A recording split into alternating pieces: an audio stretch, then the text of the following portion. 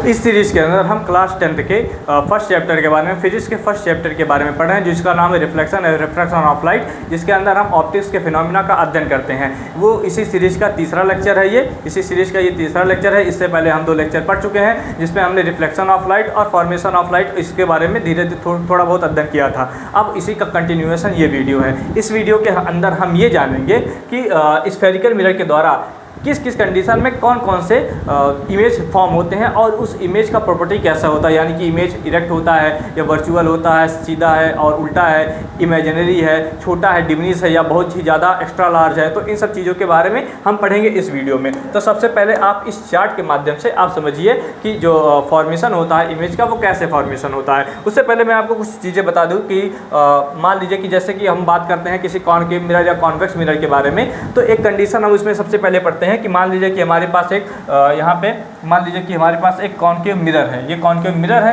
तो सबसे पहली जो प्रॉपर्टी इसके अंदर हम पढ़ते हैं कि हमारा जो ऑब्जेक्ट है वो इनफाइनाइट पे है। इनफाइनाइट का मतलब है ऑब्जेक्ट हमसे बहुत ज़्यादा दूर है, तो हम उसको मान लेते हैं कि इनफाइनाइट पे है। तो अगर हम इनफाइनाइट पे मानते हैं तो कोई भी लाइट है अगर इनफाइनाइट से आ रहा है तो उसके कई सारी रेज होती हैं, कई सारी रेज होती हैं। इन कई सारी रेज को ले जाके कॉनकेव मिरर पे इंसिडेंट कराना और फिर उसका अध्ययन करना, उसके एनालिसिस करना, तो ये बहुत ही ज़्यादा कॉम्प्लेक्स हो जाता है। और जो इसका हम रे डायग्राम बनाएंगे तो रे डायग्राम में बहुत ज़्यादा हौच-पौच हो जाता है। तो इसीलिए हम क्या करते हैं कि इनफाइनाइट पे रखी हुई कोई ऑब्जेक्ट से आने वाली रेस को हम बस 2 रेस कंसीडर करते हैं। मानते हैं कि बस 2 रेस आ रही हैं, आती तो बहुत सारी रेस हैं लेकिन बस हम ऐसे कंसीडर कर लेते हैं कि मान लीजिए 2 रेस आ रही हैं। इससे क्या होता है कि रे डायग्राम को फॉर्म करने में बहुत ही आसानी होती है और बहुत ही neat and clean ray diagram बनता है। तो इसमें यही चीज़ आपको बताया गया है कि लिखा है कि consider N extended object at finite size placed in the front of spherical mirror, चाहे वो कॉनकेव मिरर हो चाहे कॉन्वेक्स मिरर हो, उसके सामने प्लेस किया हुआ है। Each small portion of the extended object acts like a point source, यानी कि ये जो ऑब्जेक्ट यहाँ पे जो ऑब्जेक्ट खड़ा हुआ है हर एक पॉइंट एक टाइप का ऑब्जेक्ट बनाएगा। यानी कि अगर अनंत पे रखा हुआ है, इनफाइनाइट पे रखा हुआ है, तो इस ऑब्जेक्ट का हर एक पॉइंट एक टाइप का ऑब्जेक्ट के रूप में काम करेगा और हर एक पॉइंट से एक रेज निकलती हुई आएंगी हमेशा, originated from the each of this point in order to locate the image of an object and arbitrary large number of rays emanating। तो एक इमेज को बनाने के लिए कई सारे रेस एक जगह से निकलना स्टार्ट होंगी। From the point could be consider for the sake of clarity we take only 2 rays. तो हम क्लियरिटी के लिए, ताकि नीट एंड क्लीन डायग्राम बने और हमको बहुत बढ़िया से समझ में आए, तो इसके लिए हम कंसीडर करेंगे सिर्फ और सिर्फ 2 रेस को। तो चलिए सबसे पहले हम जानते हैं कि अगर कोई ऑब्जेक्ट इनफाइनाइट पे रखा हुआ है, कोई ऑब्जेक्ट है जो कि इनफाइनाइट पे रखा हुआ है, तो उसका इमेज कहाँ पे बनेगा। तो अगर इनफाइनाइट पे पोजीशन का ऑब्जेक्ट है तो इमेज का पोजीशन होगा फोकस पे, यानी कि उसके प्रिंसिपल फोकस पे इमेज का पोजीशन होगा। प्रिंसिपल फोकस क्या है, पोल क्या है, सेंटर ऑफ कर्वेचर क्या है, रेडियस ऑफ कर्वेचर क्या है, इसको मैंने पिछले वीडियो में बता रखा है, तो आप देख सकते हैं अगर आपको कन्फ्यूजन होता है थोड़ा बहुत। और साइज ऑफ इमेज, तो इमेज का साइज कैसा होगा, पहला होगा हाईली डिमिनिश होगा और पॉइंट साइज, यानी कि बहुत ही छोटा उसका साइज होगा इमेज का। साथ ही साथ नेचर ऑफ इमेज क्या होगा, यानी कि इमेज जो बनेगा रियल बनेगा या फिर इमेजिनरी बनेगा। तो रियल एंड इन्वर्टेड, यानी कि जो इमेज बनेगा वो वास्तविक इमेज बनेगा, यानी कि रियल इमेज बनेगा, और इन्वर्टेड का मतलब होता है उल्टा इमेज बनेगा। वास्तविक बनेगा लेकिन उल्टा बनेगा। दूसरा कंडीशन क्या है कि अगर जो ऑब्जेक्ट है, जैसे कि ये मान लीजिए एक स्फेरिकल मिरर है और इसका ये प्रिंसिपल एक्सिस है और यहाँ पे इनफाइनाइट पे कहीं पे हमने ये ऑब्जेक्ट रखा हुआ है, तो अभी तक हमने इनफाइनाइट पे रखा था, अब हम इसको इनफाइनाइट पे ना रख के यहाँ पे मान लीजिए सेंटर ऑफ कर्वेचर, ये आपका फोकस है, ये आपका पोल है, तो हम सेंटर ऑफ कर्वेचर से थोड़ा बाहर रखते हैं थोड़ा इसको बाहर रखते हैं। तो यहाँ पे बियॉन्ड द सी, यानी कि हम सेंटर ऑफ कर्वेचर से थोड़ा पीछे रखे हुए हैं, तब कैसे बनेगा। तो इसका इमेज जो बनेगा वो सेंटर ऑफ कर्वेचर और प्रिंसिपल फोकस और सेंटर ऑफ कर्वेचर के बीच में इसका इमेज बनेगा। इमेज बहुत ही ज़्यादा छोटा होगा, इमेज रियल होगा और उल्टा होगा, यानी कि इमेज रियल एंड इन्वर्टेड होगा। अगर जो ऑब्जेक्ट है वो सेंटर ऑफ कर्वेचर के ऊपर ही प्रेजेंट हो तो क्या होगा, तो इसका इमेज भी सेंटर ऑफ कर्वेचर के ऊपर ही बनेगा। कैसे बनेगा, अभी हम इसको रे डायग्राम के माध्यम से समझेंगे। और इसका जो इमेज का साइज होगा वो सेम साइज का होगा, एज इट इज, जितना बड़ा इमेज रहे, जितना बड़ा ऑब्जेक्ट रहेगा उतना बड़ा ही इमेज बन जाएगा। इमेज का नेचर क्या होगा, इमेज हमेशा रियल होगा और इन्वर्टेड होगा। उसके बाद मान लीजिए अब हम जो ऑब्जेक्ट है उसको खिसका के थोड़ा आगे ले आ जाते हैं, यानी कि सेंटर ऑफ कर्वेचर और फोकस के बीच में लेकर आते हैं, तो जो हमें इमेज मिलेगा वो बियॉन्ड सी मिलेगा, यानी कि सेंटर ऑफ कर्वेचर के बाहर इमेज बनने लगेगा और इमेज बहुत ही ज़्यादा बड़ा बनेगा, साथ ही साथ इमेज रियल बनेगा और उल्टा बनेगा। उसके बाद मान लीजिए कि इमेज इनफाइनाइट से अब हम उसको प्रिंसिपल फोकस के ऊपर ला के रख देते हैं, तो अगर प्रिंसिपल फोकस के ऊपर रखेंगे तो अब जो इमेज बनेगा वो इनफाइनाइट पे बनेगा, और जो image would not be able to form, यानी कि अगर इमेज इनफाइनाइट पे बन रहा है तो आप कैसे बता सकते हैं कि इमेज का क्या साइज है और इमेज सीधा है या उल्टा है, रियल है या इन्वर्टेड है, तो आप इसके बारे में बता ही नहीं पाएंगे। और मान लीजिए इमेज को एकदम पास ले आते हैं, मतलब यहाँ कहीं इमेज को लाके रख देते हैं इसके प्रिंसिपल फोकस और पोल के बीच में, तो जो इमेज बनेगा अब इस जो हमारा ये जो स्फेरिकल मिरर है इसके पीछे इमेज बनने लगेगा। अभी तक तो आगे ही बन रहा था, अब इसके पीछे बनने लगेगा, इमेज बहुत ही ज़्यादा बड़ा बनेगा, इनलार्ज, और अब जाके इमेज बनेगा वर्चुअल। यानी कि देखिए इन चारों केसेस में इमेज जो बन रहा था रियल और वर्चुअल, रियल और इन्वर्टेड बन रहा था, लेकिन जब इमेज स्फेरिकल मिरर के पीछे बन रहा है तो ये कैसा बन रहा है, वर्चुअल बन रहा है और इरेक्ट बन रहा है। अब चलिए हम इसको डायग्राम के माध्यम से समझते हैं, आप इसका स्क्रीनशॉट ले सकते हैं अपने फ्यूचर यूज़ के लिए। अब हम इसका रे डायग्राम के माध्यम से एक एक करके समझेंगे। सबसे पहले हम देखते हैं कि अगर कोई ऑब्जेक्ट है और प्रिंसिपल एक्सिस के पैरेलल आ रहा है तो कैसे बनेगा।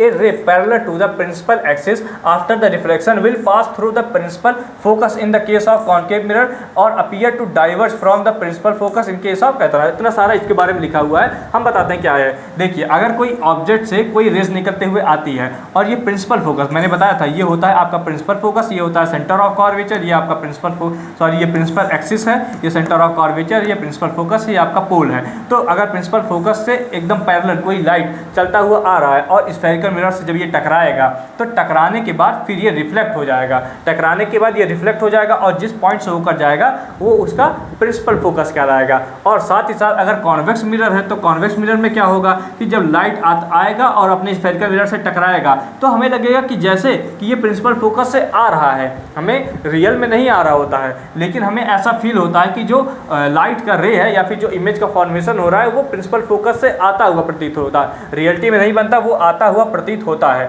यहाँ पे वही चीज़ लिखा हुआ है कि अपीयर टू डाइवर्ज, ये क्या होता है, अपीयर होता है, appear to diverge from the principal focus in case of convex mirror. तो हमें ऐसा अपीयर होता है, रियलिटी में वैसा होता नहीं, हमें लगता है। और उसके बाद देखिए इमेज का फॉर्मेशन अब कैसा हो रहा है। अगर जो कॉन्केव मिरर है, कॉन्केव मिरर अभी तक हम क्या कर रहे थे, इसके पैरेलल लाइट आ रहा था और टकरा के कहाँ से जा रहा था, इसके प्रिंसिपल फोकस से, लेकिन अब क्या हो रहा है, अब सीधा सीधा इसके फोकस से जा रहा है। यहाँ पे क्या लिखा है, a ray passing through the principal focus, सीधा प्रिंसिपल फोकस से पास हो रहा है of a concave mirror of a ray which is directed toward the principal focus, यानी कि या तो ये प्रिंसिपल फोकस से पार हो रहा है या फिर ये प्रिंसिपल फोकस की तरफ डायरेक्ट हुआ है। यानी कि यहाँ पे देखिए प्रिंसिपल फोकस की तरफ डायरेक्ट हो रहा है कॉन्वेक्स मिरर के बारे में। तो यहाँ पे यही चीज लिखा है, या तो प्रिंसिपल फोकस से डायरेक्टली पास हो रहा हो या फिर प्रिंसिपल फोकस के टुवर्ड्स डायरेक्ट किया गया हो ऑन ए कॉन्वेक्स मिरर पे आफ्टर द रिफ्लेक्शन। तो रिफ्लेक्शन के बाद will emerge parallel to the principal axis, तो रिफ्लेक्शन के बाद ये पैरेलल एक्सिस के पैरेलल हो जाएंगे। जैसे कि यहाँ पे देख सकते हैं ये रेस आया, प्रिंसिपल फोकस से डायरेक्टली जा रहा है और जब इसके स्फेरिकल मिरर से टकराया तो प्रिंसिपल फोकस के इक्वल हो गया। अभी तक जब प्रिंसिपल फोकस के इक्वल था और रेस यानी कि principal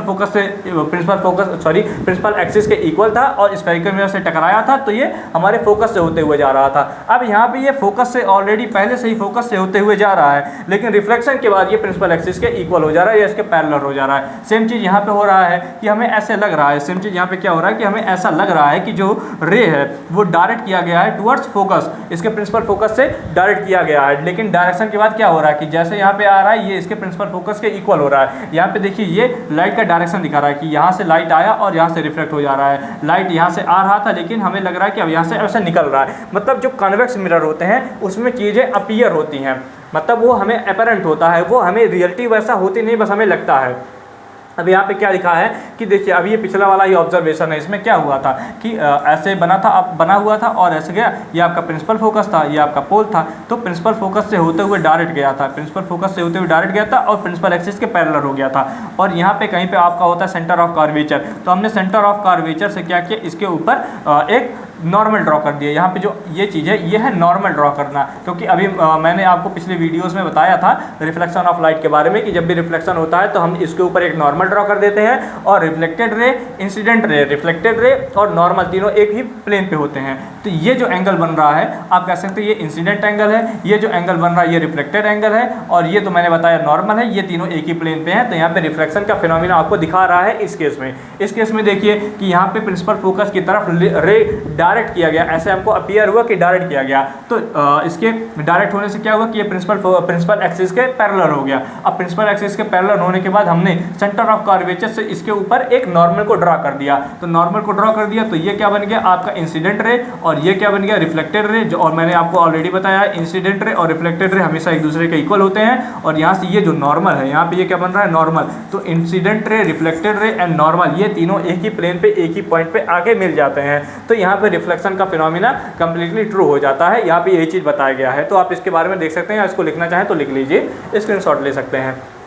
image formation by spherical mirror. अब स्फेरिकल मिरर के द्वारा इस इमेज का फॉर्मेशन, अब इसका एक तीसरा कॉन्सेप्ट देखते हैं। मान लीजिए कि अभी तक तो हम प्रिंसिपल फोकस के पैरेलल ले गए थे, दूसरी बात हम उसके प्रिंसिपल एक्सिस के पैरेलल लेकर गए थे। अब हम सीधा क्या कर रहे हैं कि पोल के ऊपर ही रे को डायरेक्ट कर दिए हैं, पोल के ऊपर सीधा रे डायरेक्ट हो रहा है। तो क्या हो रहा है यहाँ पे देखिए, पोल के ऊपर जैसे ही रे डायरेक्ट हो रहा है एकदम उसी एंगल पे बिना कहीं डिफ्लेक्ट हुए सीधा उसी एंगल पर रिफ्लेक्ट हो जा रहा है। यानी कि ये आपका क्या है इंसिडेंट रे, और ये क्या है ये क्या है आपका इंसिडेंट एंगल, और ये क्या है आपका रिफ्लेक्टेड एंगल, और ये सेंटर ऑफ कर्वेचर। इस तरह से सेंटर ऑफ कर्वेचर का जो नॉर्मल बन रहा है अब वो प्रिंसिपल एक्सिस के ऊपर ही बन रहा है। अभी तक अलग से बन रहा था, अब इसका नॉर्मल प्रिंसिपल एक्सिस के ऊपर ही बन रहा है। तो यहाँ से फिर से आपका रिफ्लेक्शन का जो फिनोमिना था यहाँ पे प्रूव हो जाता है। सेम चीज़ यहाँ पे हो रहा है कि हमको ऐसा अपीयर होगा कि कॉन्वेक्स मिरर के ऊपर एक रे डायरेक्ट किया गया है, और डायरेक्ट हो रहा है कहाँ पे इसके पोल पे डायरेक्ट होने के बाद सेम उसी डायरेक्शन में उसी एंगल पे, यानी कि ये एंगल ऑफ इंसिडेंट है और ये एंगल ऑफ रिफ्लेक्शन है।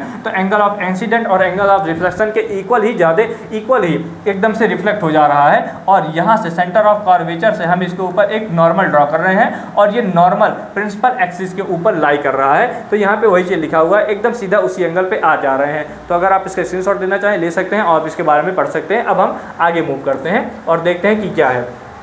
अभी तक जो मैंने आपको बताया था कि जो हमारे पास एक ऑब्जेक्ट है वो ऑब्जेक्ट इनफाइनाइट पे है। तो जब ऑब्जेक्ट इनफाइनाइट से है और यहाँ से लाइट रे ट्रेवल करते हुए आ रही है, लाइट रे यहाँ पे क्या हो रही है ट्रेवल करते हुए आ रही है। तो लाइट रे का यहाँ से ट्रेवल करते आते हुए यहाँ पे देखिए आ रही है लाइट रे ट्रेवल करते हुए, और इसके ये प्रिंसिपल एक्सिस के इक्वल है, प्रिंसिपल एक्सिस के पैरेलल है, स्फेरिकल मिरर से टकराती हैं, और टकराने के बाद जिस पॉइंट से होके जा रही हैं वो इसका फोकस है। मान लीजिए कि दूसरा जो रे है वो नीचे से होते हुए जा रहा है, नीचे से होते हुए गया और प्रिंसिपल एक्सिस से प्रिंसिपल स्फेरिकल मिरर से टकराया, स्फेरिकल मिरर से टकराने के बाद फिर उसी पॉइंट से होते हुए जा रहा है। तो अब देखिए इनफाइनाइट पे कोई भी ऑब्जेक्ट, मान लीजिए कि कोई रे यहाँ से निकलते हुए आ रही होती, यहाँ से निकलते हुए आ रही होती तो भी इसी पॉइंट से होते जाती, इस जगह से निकल के आ रही होती तो भी ये इसी पॉइंट से होते हुए ही जाती। तो इसका ये नेचर होता है कि इनफाइनाइट से आ रही कोई रे स्फेरिकल मिरर से टकराने के बाद हमेशा उसके फोकस से होते हुए ही जाती हैं और कहीं से नहीं होते जाती हैं। तो दूसरा क्या है अब कि अभी तक हमने क्या किया, अब यहाँ पे किया हमने कि प्रिंसिपल फोकस से होते जा रही थी, इस प्रिंसिपल एक्सिस के इक्वल गई, यहाँ से टकराई और इसके प्रिंसिपल फोकस से होते हुए चली गई। अब एक क्या किया हमने, इसके सेंटर ऑफ कर्वेचर के टुवर्ड डायरेक्ट किया हमने एक रे। मान लीजिए कि यहाँ पे हमने टॉर्च रख दिया और इस टॉर्च से जो रोशनी निकली इस तरह से निकली, तो ये कहाँ से जा रही है सीधा सेंटर ऑफ कर्वेचर से, और एक रे इस तरह से जा रही है इधर से। ये दोनों रे जहाँ पे एक दूसरे को कट करेंगी उसी जगह पे इनका इमेज बन जा रहा है। देखिए यहाँ पे कैसे बन रहा है कि ये राइट थे, ये राइट का रेज था, और यहाँ पे हमने ऑब्जेक्ट को प्लेस कर दिया। यहाँ पे ऑब्जेक्ट था इनफाइनाइट पे, ध्यान दीजिएगा, यहाँ पे ऑब्जेक्ट था इनफाइनाइट पे, लेकिन यहाँ पे ऑब्जेक्ट इनफाइनाइट पे नहीं है, ये प्रिंसिपल एक्सिस के ऊपर हुआ है, लेकिन ये क्या है सेंटर ऑफ कर्वेचर से थोड़ा पीछे है, ये इसका फोकस है, इसका पोल है। जब यहाँ से लाइट गया तो यहाँ से टकरा के तो निकल गया। अब दूसरी बार हम इसको कैसे भेज रहे हैं, सीधा सीधा ऐसे ही भेज रहे हैं। ये थोड़ा क्लियरली अगर मैं बनाना चाहूँ तो थोड़ा क्लियरली बना देता हूँ। ऐसे मान लीजिए है, और ये इसका प्रिंसिपल एक्सिस है, ये आपका पोल है, ये आपका फोकस है, और ये आपका सेंटर ऑफ कर्वेचर है। यहाँ पे ऑब्जेक्ट रखा हुआ है, यहाँ से गया और यहाँ से निकल गया, और दूसरा ऑब्जेक्ट ऐसे जा रहा है, ये आपका सेंटर ऑफ कर्वेचर है, सेंटर ऑफ कर्वेचर, और ये आपका प्रिंसिपल फोकस है। तो ये जहाँ पे एक दूसरे को कट करेंगी यहीं पे आपका ऑब्जेक्ट बनेगा। अगर ये ए और बी था तो ये बन जाएगा ए और बी, इस तरीके से बन जाएगा आपके ऑब्जेक्ट का इमेज। यहाँ पे ऑब्जेक्ट का इमेज बन रहा है कुछ इस तरीके से। ऑब्जेक्ट का इमेज जो बन रहा है कुछ इस तरीके से यहाँ पे बन रहा है। अब तीसरा केस देखते हैं कि यहाँ पे क्या हो रहा है। तीसरे केस में क्या हो रहा है कि देखिए यहाँ से वही चीज़ वही फिनोमिना आपको फिर से यहाँ पे दर्शाया गया है, लेकिन थोड़ा एक्सटेंडेड रेंज में। कि क्या किया गया है कि प्रिंसिपल फोकस से होते हुए प्रिंसिपल एक्सिस के पैरेलल लाइट गई और प्रिंसिपल फोकस से निकल गई। उसके बाद हमने प्रिंसिपल फोकस के ऊपर ही लाइट डायरेक्ट किया। देखिए अभी मैंने जो आपको यहाँ पे देखिए 3 केसेस बताए थे ना, पीछे देख सकते हैं आप लोग। यहाँ पे मैंने आपको 3 केसेस बताए थे कि जब लाइट यहाँ पे कैसे कैसे जा रही है। देखिए अभी तक आपने पढ़ा इनफाइनाइट पे जब वस्तु थी तो कहाँ से होकर गई, प्रिंसिपल फोकस से।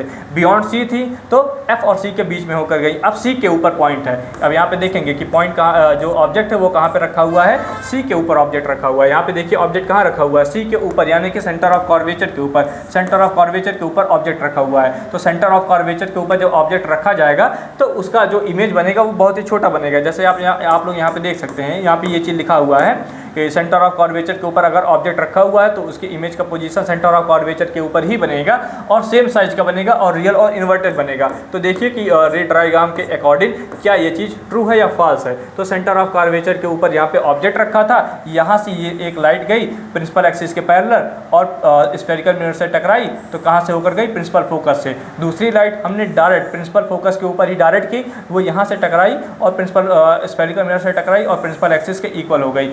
ये दोनों लाइट एक दूसरे को आके इसी जगह पे कट करती हैं, तो इसके ऊपर इसका क्या बन गया, इमेज बन गया। इसके ऊपर क्या बन गया, इसका इमेज बन जा रहा है। इसी के ऊपर इसका इमेज बन जा रहा है। आपको थोड़ा अलग कलर से दिखा देता हूँ। इसके ऊपर ये इमेज बन गया और इस तरह से ये इमेज ए और बी इस तरह से था, जो इमेज था ए और बी करके था इस तरह से। अब जो इमेज यहाँ पे बन रहा है ये ए और बन जा रहा है और ये बी बन रहा है। तो यहाँ पे देखिए ए और बी था, अब यहाँ पे क्या बन रहा है, ए और बी इस तरह से इमेज बन रहा है। तो आप कहेंगे जो इमेज बन रहा है वो लगभग इक्वल हो जा रहा है। देखिए जितना बड़ा इधर बना था उतना बड़ा इधर भी बना है, एकदम इक्वल है। लेकिन क्या है, इन्वर्टेड है। इन्वर्टेड का मतलब उल्टा है, बस इतना ही ज़्यादा फर्क आया है।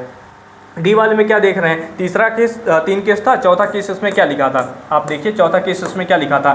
चौथा केस लिखा था कि अगर object between C and F, यानी कि सेंटर ऑफ कर्वेचर और फोकस के बीच में ऑब्जेक्ट आ जाए। सेंटर ऑफ कर्वेचर और फोकस के बीच में अगर ऑब्जेक्ट आ जाता है तो क्या होता है। अब यहाँ पे देखिए जो ऑब्जेक्ट है वो सेंटर ऑफ कर्वेचर और फोकस के बीच में आ गया है। ये सेंटर ऑफ कर्वेचर है और ये फोकस है, तो सेंटर ऑफ कर्वेचर और फोकस के बीच में आपका ऑब्जेक्ट रख दिया गया है। अब क्या हो रहा है कि यहाँ से लाइट रेज निकली, लाइट रेज गई स्फेरिकल मिरर से टकराई, तो स्फेरिकल मिरर से टकराने के बाद ये प्रिंसिपल फोकस से होते हुए ही जाएंगी। दूसरी लाइट क्या हुई, वे प्रिंसिपल फोकस के पैरेलल ही गई, सॉरी यहाँ से निकल के गई, सीधे प्रिंसिपल फोकस से टकरा रही हैं और ये कहाँ से आते हुए प्रतीत हो रही है, ये सेंटर ऑफ कर्वेचर से आते हुए प्रतीत हो रही है। और मैंने बताया था कि सेंटर ऑफ कर्वेचर से कोई भी रेस अगर जाएगी तो उसी पाथ पे, उसी माध्यम में वापस लौट आती है। जैसे कि मान लीजिए कि यहाँ पे एक स्फेरिकल मिरर है और ये एक्सिस है और स्फेरिकल मिरर है, इस तरीके से है। तो अगर कोई लाइट यहाँ पे मान लीजिए ऑब्जेक्ट रखा हुआ है और ये ऐसे गया और इधर से टकरा के गया या इसी के तरफ डायरेक्ट करके रेस को भेजा गया है, तो जिस एंगल पे ये भेजा जाएगा उसी एंगल पर रिफ्लेक्ट हो जाएगा।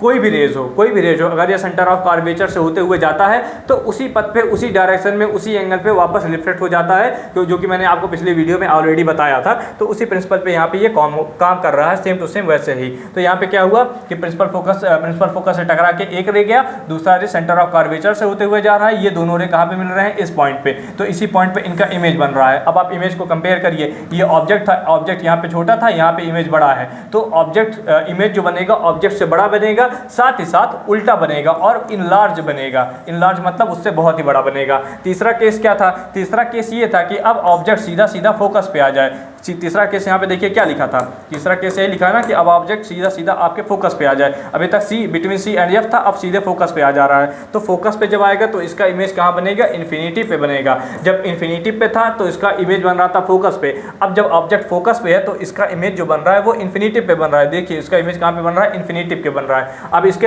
अंदर जो लास्ट केस पढ़े थे वो क्या पढ़े थे कि अब ऑब्जेक्ट को हम फोकस और पोल के बीच में रखेंगे। तो जब ऑब्जेक्ट को फोकस और पोल के बीच में रखेंगे तो क्या होगा कि इमेज जो बनेगा वो स्फेरिकल मिरर के पीछे बनेगा इमेज। हमने क्या पढ़ा था कि जब पोल और फोकस के बीच में ऑब्जेक्ट को रख देंगे तो इसका जो इमेज बनेगा वो स्फेरिकल मिरर के पीछे बनेगा। तो अब यहाँ पे जो इमेज बन रहा है वो स्फेरिकल मिरर के पीछे बन रहा है। कैसे बन रहा है कि देखिए एक इमेज, एक लाइट कैसे हुई, एक लाइट सेंटर ऑफ कर्वेचर से होते हुए गई। एक लाइट कहाँ से जा रही है, सेंटर ऑफ कर्वेचर से, तो जिस पथ पे गई थी उसी पथ पे ही वापस लौट आई। लेकिन हमने इसको क्या किया, डॉट डॉट करके इसको हमने पीछे बढ़ा दिया। दूसरा रे कैसा है, दूसरा रे जो है वो इसके सीधे पोल के ऊपर डायरेक्ट होता है। तो पोल के ऊपर डायरेक्ट होगा तो उसी एंगल पे ये रिफ्लेक्ट हो जाएगा। ये रिफ्लेक्टेड एंगल को हम थोड़ा सा और पीछे बढ़ा दिए। ये दोनों कहाँ पे आके मिल रही हैं, इस पॉइंट पे। इस पॉइंट पे मिलने की वजह से हमें यहाँ पे क्या मिलेगा, अपना ऑब्जेक्ट। अब यहाँ पे इसको कंपेयर करिए कि ऑब्जेक्ट तो छोटा है और इसका इमेज जो है इससे बड़ा है। साथ ही साथ इसके साथ नया क्या हो रहा है कि अभी तक जो इमेज हमें मिल रहा था वो इन्वर्टेड मिल रहा था, लेकिन अब यहाँ पे इमेज कैसा बना है, एकदम इरेक्ट इमेज बना है, यानी कि इमेज जो है एकदम से सीधा इमेज बना है। तो इस तरीके से कुछ इस तरीके से इमेज के फॉर्मेशन के बारे में हम पढ़ सकते हैं। ये इसके बारे में पूरा एनालिसिस था। आई थिंक आपको ये सारा चीज़ समझ में आया होगा। अगर नहीं समझ में आया तो एक बार आप इसका दोबारा वीडियो देख सकते हैं, आपको और ज़्यादा क्लियरली समझ में आएगा। और ज़्यादा से ज़्यादा क्वेश्चन सॉल्व करिए और आपकी जो बुक में यानी कि एनसीईआरटी के बुक में जो लिखा हुआ है उसको बार बार रिवाइज करिए। इससे चीज़ें आपको जल्दी समझ में आएंगी। तो अगर आपको इससे कोई डाउट है तो आप हमसे कमेंट सेक्शन में पूछिएगा, हम आपको इसका रिप्लाई देंगे। फिर आपसे मिलते हैं नेक्स्ट वीडियो में, तब तक के लिए जय हिंद।